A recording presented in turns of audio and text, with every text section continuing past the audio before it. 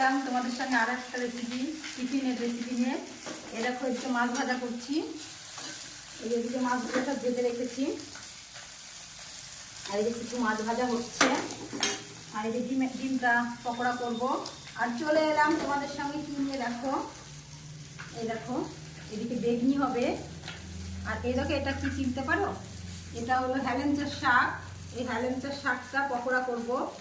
এই বেগনি আর হেলেঞ্চার শাকের পকোড়া বিকেলে টিফিন হবে। দেখতে থাকো আমি কিভাবে করি। রসুন কুচি, এই দেখো এখানে নিয়ে নিয়েছি রসুন কুচি, কুচি না এটা কোরানিতে একটু কুড়িয়ে নিয়েছি, পেঁয়াজ আদা। ঠিক আছে, এর মধ্যে দেবো এবার একটু গুঁড়ো মশলা অ্যাড করি। দেখো পরিমাণ মতো লবণ দিয়ে দিলাম।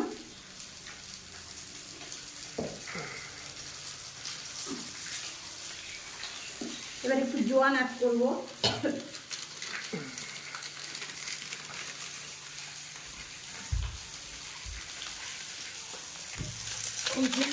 একটু জোয়ান দিয়ে দেবো।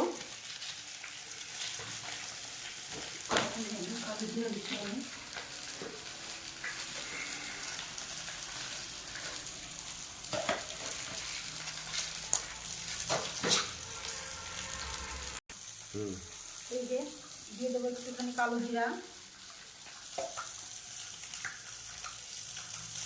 দিয়ে দেবো একটু হলুদ গুঁড়ো,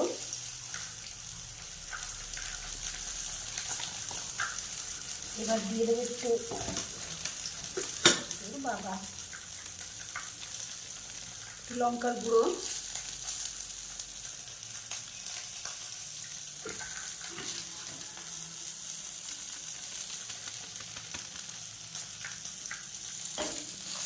তুলে নিই।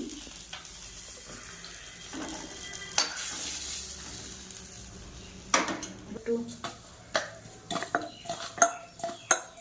কিছুই দিলাম না, হলুদ লবণ একটু দিয়ে দিলাম।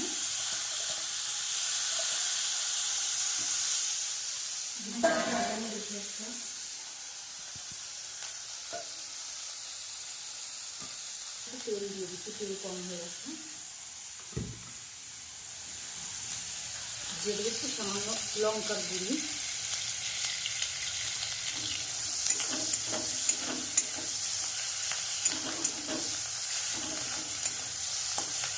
এটা করে ভাজা হতে থাক।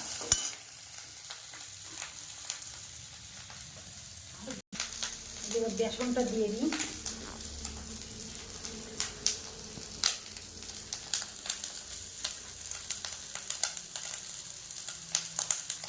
বেসনটা নিয়ে আসলে কপিটা ঢালা হয়নি বন্ধুরা, ঠিক আছে। এবার একটু সব কিছু তো আমি দিয়ে দিয়েছি। এবার অল্প অল্প করে জল দিয়ে দিয়ে আমি হাত দিয়ে নেড়ে নেড়ে মাখিয়ে নেব। যদি ডিমটা বন্ধুরা হয়ে গেছে, ডিম ভাজা করলাম, একটু মশলা দিয়ে দিয়েছিলাম ওর মধ্যে। ডিমটা এরকম ফাড়া করে ভাজা করেছি।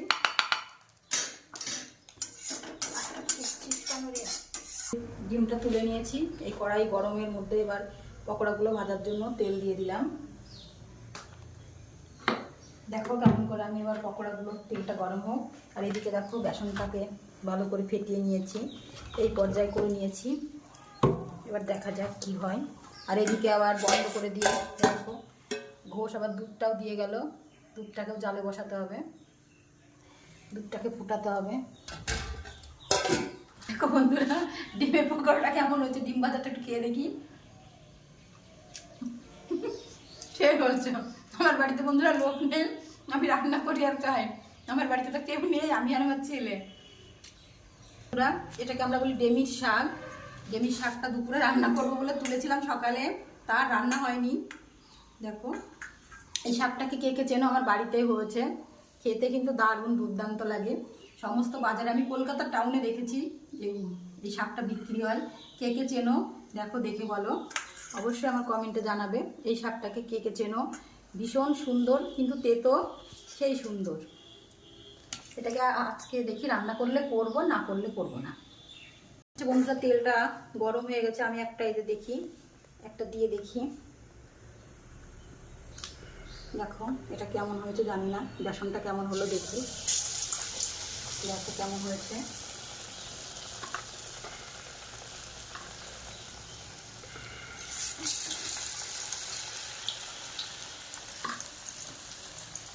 আমি এভাবে একটা একটা করে ভাজবো না, যেহেতু অনেকটাই তেল দিয়েছি।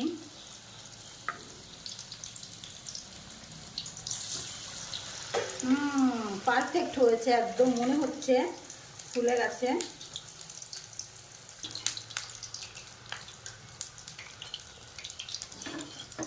দেখো দুটো হয়ে গেছে, তিনটে।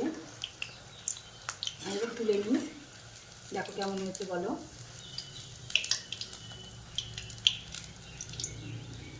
চলো বন্ধুরা, ওইভাবে আরও দিয়ে দিই।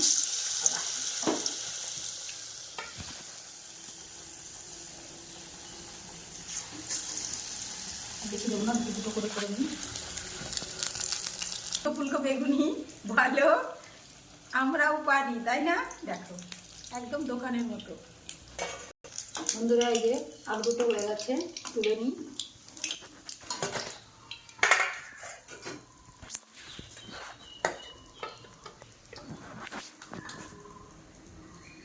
এভাবেই আরও দিয়ে দিই। আমি বেগুনগুলোতে একটু লবণ মাখিয়ে রেখেছিলাম, যাতে বেগুনটা একটু লবণটা হয়ে যায়।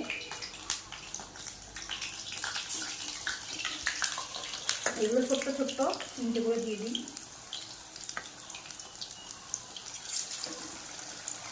তেলের মধ্যে মনে হচ্ছে সাঁতার কাটছে বেগুনিগুলো একদম।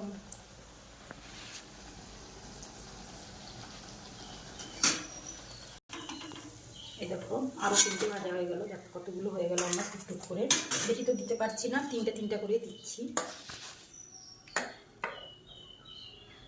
আর একবার, এবারই লাস্ট, এবার দিলেই হয়ে যাবে, বেগুনিটা অন্তত হয়ে যাবে।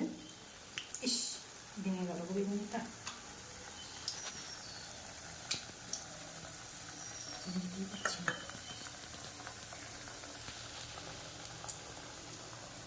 এটাই লাস্ট, আর নেই, বেগুনিটা হয়ে গেল। চলো বন্ধুরা, এবার আমার ছেলে একটু শরীর অসুস্থ, খারাপ, আমি তাড়াতাড়ি করে এগুলো পরে করব, এখন আর বড় করছি না ভিডিওটা। দেখো আমার বেগুনিগুলো কেমন হয়েছে, দেখো আমার ছেলেটা একটু জ্বর হয়েছে, ঠান্ডা কাশি বমি করেছে, আমি আর এগুলো দেখাতে পারছি না। এটাই তোমরা বলো কেমন হয়েছে, কমেন্ট অবশ্যই জানিও। টাটা বাই বাই, সবাই ভালো থেকো, সুস্থ থেকো। ওরা খাবে না, আমি খেয়ে দেখাচ্ছি কেমন হয়েছে বলি।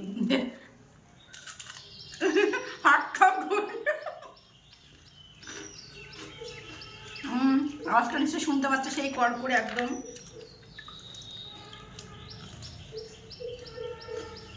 আর এই বেগুনটা কিন্তু আমার গাছের বেগুন, তুলে একদম মানে বেগুনি করেছি। আমি খেতে থাকি, আর চলে আসো বন্ধুরা, যার যার লোভ লাগছে চলে আসো, অবশ্যই তাদেরকে করে খাওয়াবো। টাটা বাই বাই, ভালো থেকো, সুস্থ থেকো। ছেলেটার কাছে যেতে হবে তাড়াতাড়ি, ছেলেটা যে বমি করেছে ওকে এখন শুয়ে দিয়ে আসলাম। এখন আর রান্না বান্না এগুলো করে থাক, আর কিছুই করবো না। টাটা বাই বাই, ভালো থেকো, সুস্থ থেকো। পরের কোনো একটা ব্লগে দেখা হচ্ছে। Bye bye.